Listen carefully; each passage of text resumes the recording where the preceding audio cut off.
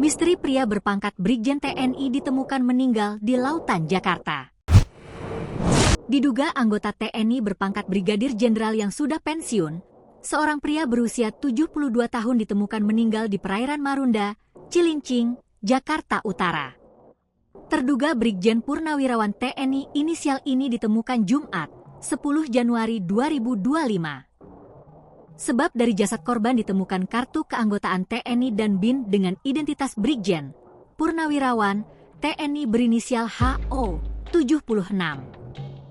Benar, kata Kapolsek Cilincing, Kompol Fernando Saharta Saragi saat dihubungi Selasa, 14 Januari 2025. Fernando belum menjelaskan detail soal ada atau tidaknya luka di tubuh korban.